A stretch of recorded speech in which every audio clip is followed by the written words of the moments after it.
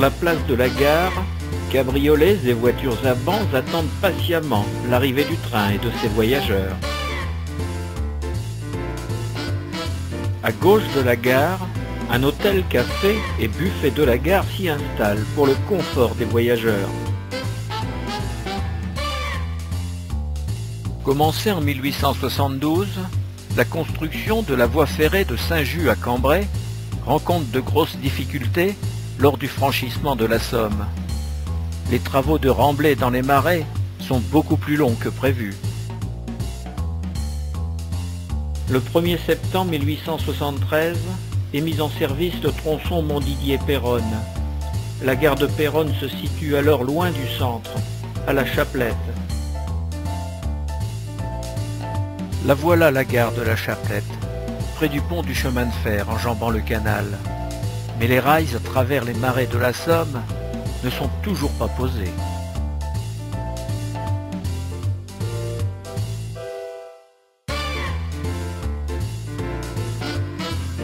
Le 1er octobre 1873, la section Épehy-Péronne, toujours sans la traversée de la Somme, est réalisée. La gare principale étant maintenant Péronne-Flamicourt. Le 25 juillet 1875, le tronçon Saint-Just-Montdidier est terminé. Enfin, le 16 novembre 1876, un premier train circule entre Épehy et Cambrai. Péronne-Flamicourt, 2 minutes d'arrêt. Fin 1876, la ligne arrive à Péronne-Flamicourt. Après avoir enfin franchi la Somme, elle relie maintenant Saint-Just en chaussée à Cambrai.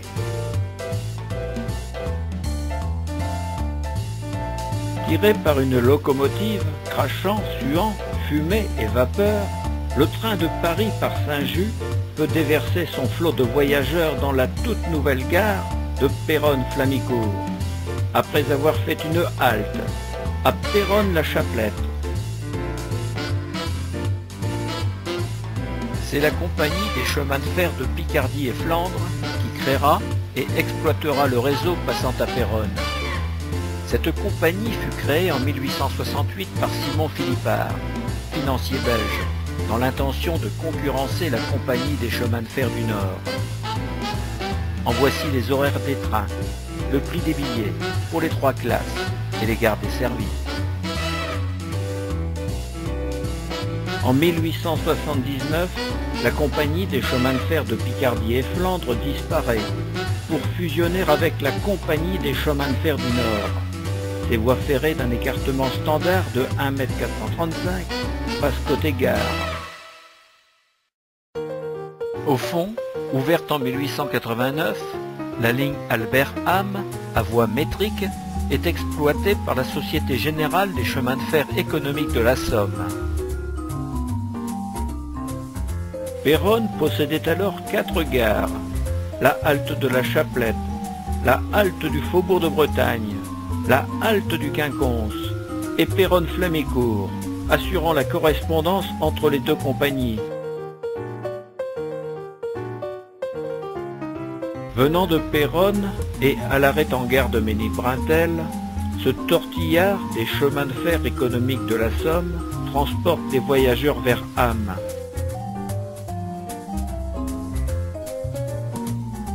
Cette vue nous présente la gare de Péronne-Flamicourt pleine de réservistes permissionnaires qui attendent le train. Idéalement située, la caserne Foy n'est qu'à quelques centaines de mètres.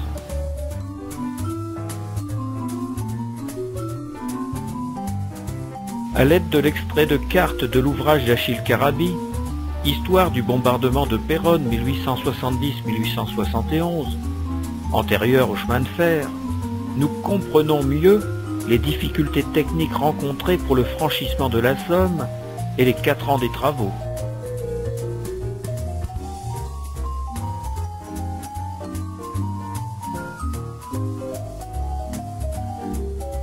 Avant les remblais, avant les travaux, la vue grandiose sur les étangs du sud-est se fondait à l'infini avec l'horizon. Le progrès, le chemin de fer, auront détruit à jamais le paysage de Sa Majesté, Dame Nature. Près de la gare de la Chapelette, le train de marchandises emprunte le pont du canal.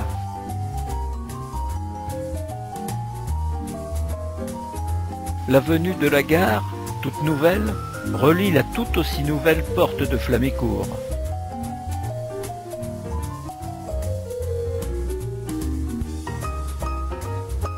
Alfred Rey dessinera cette entrée de ville toute neuve, spécialement tracée pour accéder au chemin de fer.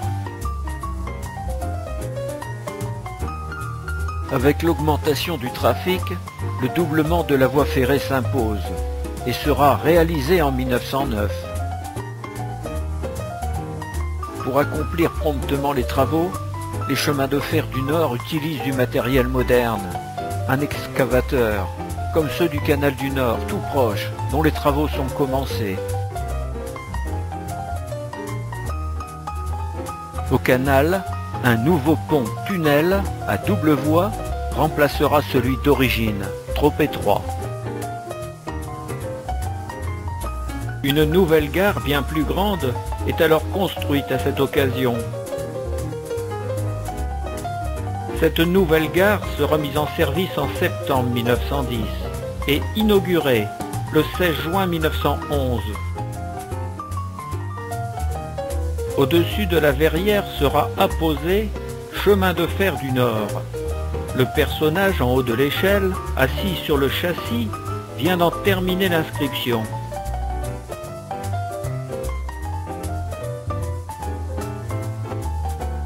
La gare, côté voie ferrée. Voyageurs attendant le train.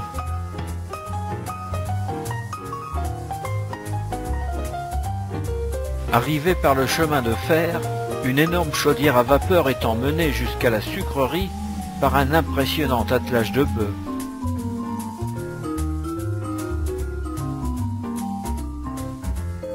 Wagons en attente à la gare de marchandises. Déchargement d'un wagon. Vue prise du haut de la passerelle.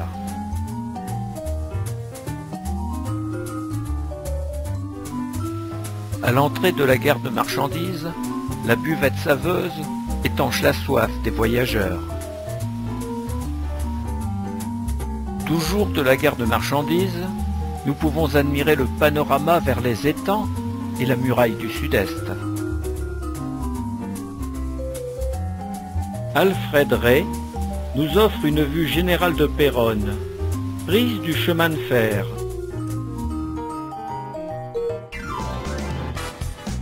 Ce que découvre le voyageur en sortant de la salle des pas perdus. Pour sécuriser la circulation des trains, éviter tout accident, un passage à niveau gardé a été installé côté Flamicourt. Tout contre, le café Gilles débitant.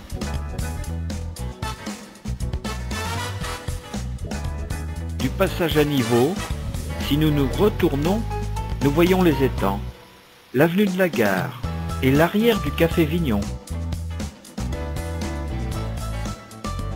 De nouvelles constructions bordent maintenant l'avenue de la gare. Après la buvette saveuse, sur la droite, est installée la buvette du Nord. Sur la gauche, le café Vignon.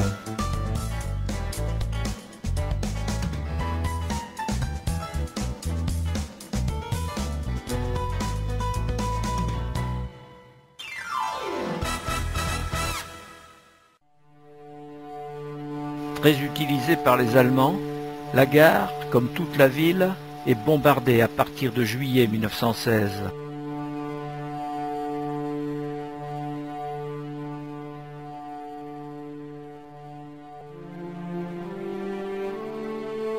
Voici son triste état, à l'arrivée des Anglais en mars 1917. Le 1er juillet 1917, le trafic ferroviaire est rétabli. Un service régulier est assuré par la Compagnie des chemins de fer du Nord. les pontonniers anglais ont assuré, en un temps record, un passage ferroviaire sur la Somme et sur le canal. Le descriptif de cette photographie provenant de l'Imperial War Museum de Londres nous précise que le pont sera terminé le 17 mai 1917. Le supplice n'est pas terminé. Les Allemands reviennent, avant d'être délogés par les Australiens le 1er septembre 1918. La gare subit encore des outrages.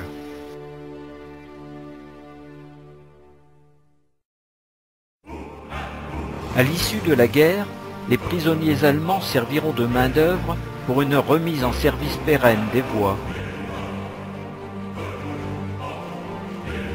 C'est encore eux qui reconstruiront le pont traversant le canal.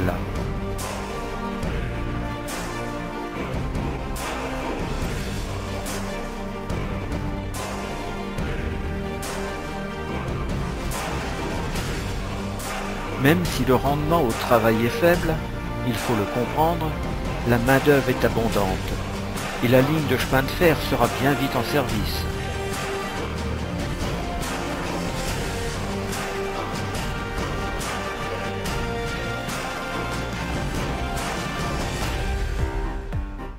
À la gare de Péronne, la pancarte Hof-Bahnhof, gare principale, posée par les Allemands, n'a toujours pas été retirée.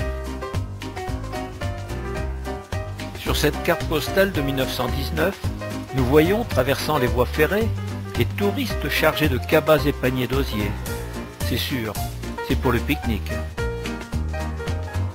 Touristes, ils viennent ici s'apitoyer sur les destructions, commenter les champs de bataille. Voyeurs aussi, ils dévisageront avec compassion la misère des pauvres gens vivotant dans leurs huttes dérisoires. La gare, reconstruite presque à l'identique, est inaugurée le 27 septembre 1922.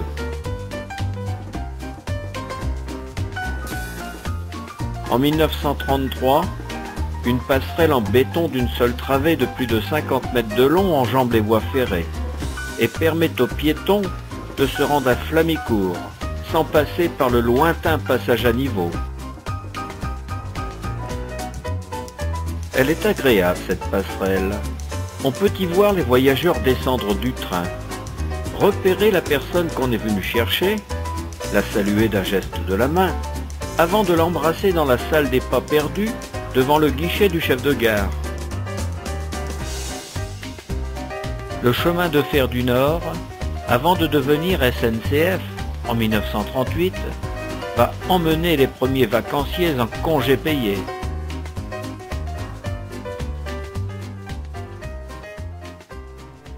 Lors du second conflit, le rail ne sera pas épargné. Le 15 juin 1944, un premier raid aérien vise les ponts du chemin de fer. Le 13 août, vers 9 h du soir, après environ 18 bombardements, 4 morts et de nombreux blessés, les ouvrages du canal et de la Somme sautent définitivement. Paysage lunaire, tout le quartier est bousculé. La gare de Péronne-la-Chapelette, l'écluse du canal, le silo agricole et de nombreuses maisons sont détruites. Les dégâts sont considérables.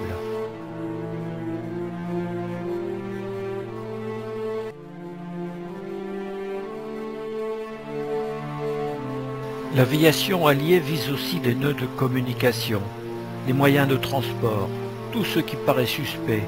Et c'est ainsi que le 13 août 1944, à 9 h du matin, un wagon de munitions rempli de chédid explose sur les voies en face du boulevard du Sud-Est.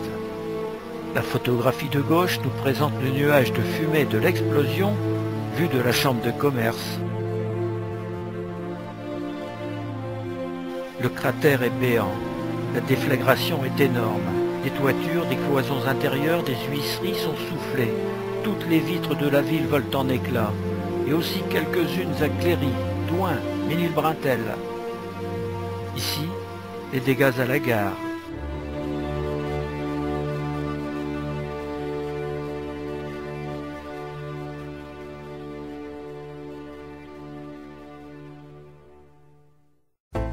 La paix revenue, les dommages seront effacés, les ponts remplacés. À gauche, la voie métrique du tortillard.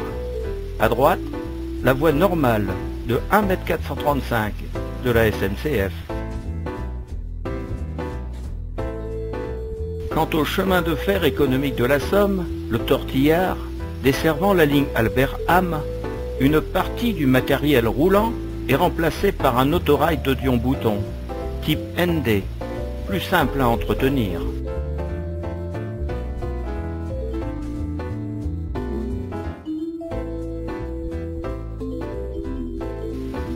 Le voilà, en gare d'Albert, peu de temps avant son déclassement. Prochain départ, 10h10.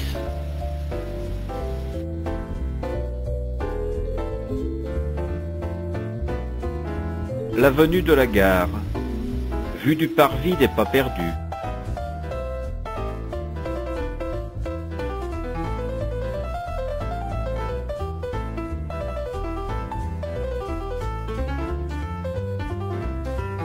À proximité, nous voyons la station d'essence BP.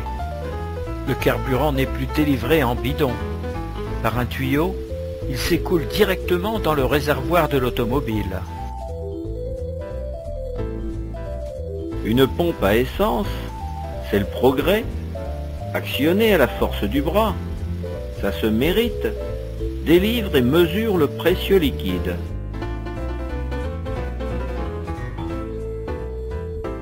Et oui, c'est bien l'automobile qui va tuer le rail. Le tortillard Albert-Ham en sera la première victime en 1949. Puis viendra le tour de la gare de Péronne-Flamicourt, qui fermera définitivement le 1er avril 1970.